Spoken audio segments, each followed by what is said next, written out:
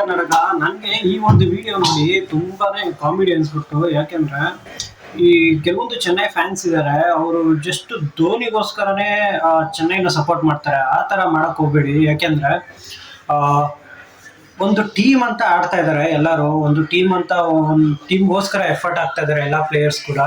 ನಿನ್ನೆ ಈ ಒಂದು ವಿಡಿಯೋ ನೋಡಿದೆ. ಈ ಹುಡುಗಿ ಏನ್ ಹೇಳ್ತಾಳೆ ಅಂದ್ರೆ, ಆ, ರಚಿನ್ ರವೀಂದ್ರ ಅವರು ಕೊನೆ ತನಕ ಆಡಿದ್ದು ನಂಗೆ ಬೇಜಾರಾಯ್ತು. ಅದರಲ್ಲೂ ಲಾಸ್ಟ್ ಅಲ್ಲಿ ಧೋನಿಗೆ ಫಿನಿಶ್ ಮಾಡಕ್ ಕೊಡ್ಲಿಲ್ಲ, ಅವರೇ ಫಿನಿಶ್ ಮಾಡಿದ್ರು. ಅದ್ ನಮಗೆ ಬೇಜಾರಾಯ್ತು.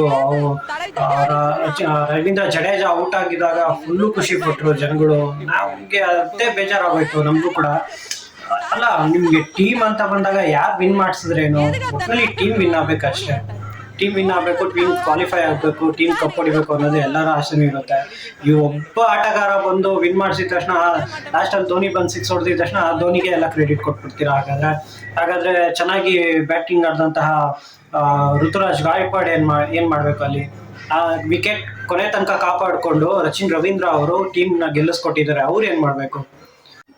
ಪಾಪ ರಚಿನ್ ರವೀಂದ್ರ ಕೊನೆ ತನಕ ನಿಂತ್ಕೊಂಡು ಮ್ಯಾಚ್ ವಿನ್ ಮಾಡಿಸ್ಕೊಟ್ರೆ ಪಾಪ ಅವನ್ಗೆ ಹೋಗಿ ಬೈತಾ ಇದ್ದೀರಾ ಎಲ್ಲಾರು ಚೆನ್ನೈ ಫ್ಯಾನ್ಸ್. ನೀವು ಚೆನ್ನೈ ಫ್ಯಾನ್ಸ್ ಅಂತ ಹೇಳಲ್ಲ ನಾನು, ಧೋನಿ ಫ್ಯಾನ್ಸ್ ಬೈತಾ ಇದ್ದೀರಾ. ಧೋನಿಗೋಸ್ಕರ ಬಿಟ್ಕೊಟ್ಟಿಲ್ಲ ಅಂದಿದ ತಕ್ಷಣ ಪಾಪ ಅವ್ರ ಟೀಮಲ್ಲಿ ಇರೋರ್ನೇ ಹಂಗೆ ಬೈದ್ರೆ ನೀವು ಇನ್ಯಾವ ತರ ಫ್ಯಾನ್ಸ್ ಅಂತ ಹೇಳಿಸ್ಕೊಂತೀರಾ?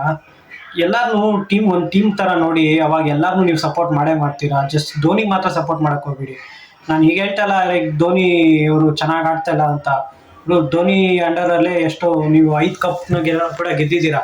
ಆದ್ರೆ ಧೋನಿ ತರಾನೇ ಎಲ್ಲರೂ ಕೂಡ ಎಫರ್ಟ್ ಹಾಕಿ ಟೀಮಲ್ಲಿ ಆಡ್ತಾರೆ.